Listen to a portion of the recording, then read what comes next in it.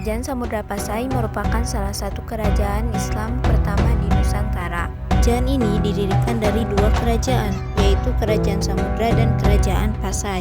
Menurut hikayat Raja-Raja Pasai, kerajaan ini diperintah oleh Merah Silu atau Sultan Malik Al-Saleh. Sedangkan Kerajaan Pasai didirikan oleh Nasimuddin Al-Kamil, seorang utusan dari Mesir.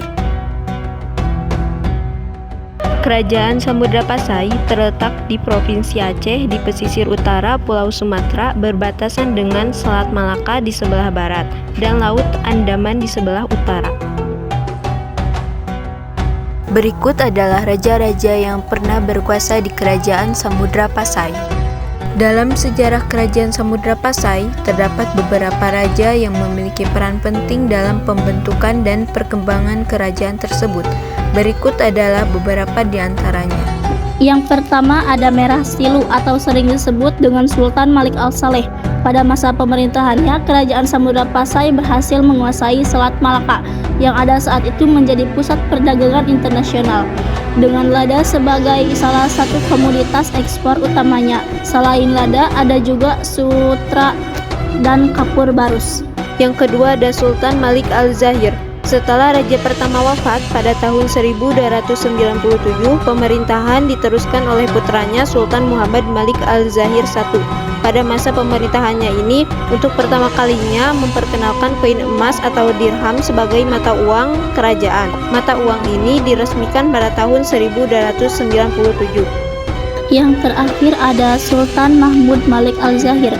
Pada masa pemerintahannya, kerajaan ini berkembang pesat dan mencapai puncak kejayaannya. Kerajaan Samudra Pasai dikenal sebagai kerajaan dagang yang maju. Kerajaan ini juga menjalin hubungan dengan kerajaan-kerajaan Islam di India maupun Arab.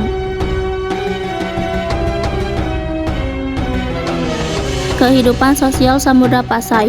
Sebagai kerajaan maritim yang terletak di pesisir utara Sumatera, Samudra Pasai memiliki hubungan yang erat dengan dunia luar melalui jalur perdagangan laut. Kehidupan sosial di Kerajaan Samudra Pasai pada masa kejayaannya mencerminkan perpaduan yang harmonis antara agama, Islam, perdagangan, dan sosial. Kehidupan pemerintahan Kerajaan Samudra Pasai. Kerajaan Samudra Pasai menerapkan sistem pemerintahan monarki Islam.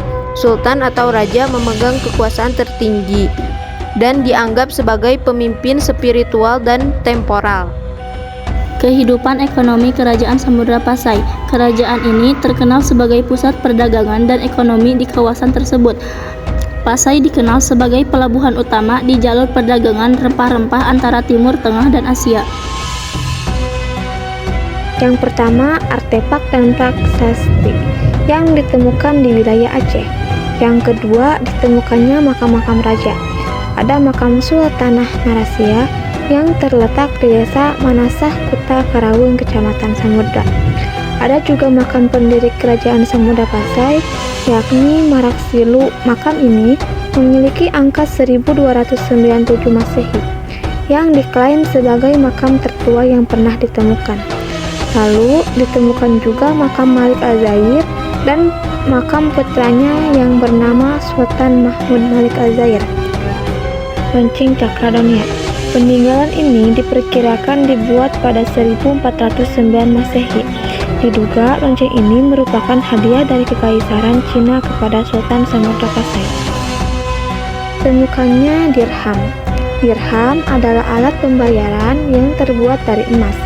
Dirham pertama kali dikeluarkan pada masa pemerintahan raja kedua, yaitu Sultan Malik Al-Zahir. Dan yang terakhir ditemukannya relief. Relief adalah sebuah lampu yang berisikan kalimat tauhid dalam batu nisan. Penemuan ini menandakan bahwa ajaran tauhid menjadi tugas utama pada penguasa di lebih dari 3 abad Kerajaan Samudra. Adanya konflik keluarga kerajaan yang mulai terjadi pada akhir abad ke-14. Perang saudara dan perebutan kekuasaan di dalam istana. Untuk menyelesaikan konflik ini, Sultan Pasai mencari bantuan ke Kerajaan Malaka yang awalnya membuahkan hasil. Akan tetapi, bantuan dari Kerajaan Malaka ini pada akhirnya membawa dampak lain yang membuat Kerajaan Samudra Pasai semakin dekat pada keruntuhannya. Berdirinya Sultan Malaka.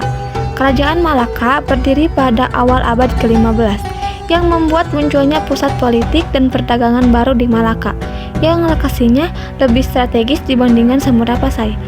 Hal ini juga yang membuat kerajaan Samudra Pasai perlahan-lahan mulai mengalami keruntuhan. Seiring berjalannya waktu, keberadaan Samudra Pasai di kawasan Malaka mulai melemah akibat dominasi sektor perdagangan kerajaan Malaka di wilayah tersebut diserang Portugis.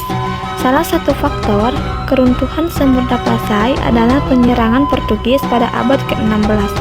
Pada 1511, Portugis yang dipimpin oleh Alfonso de Albuquerque menyerang Malaka dengan membawa kekuatan 15 kapal dan 16.000 pasukan.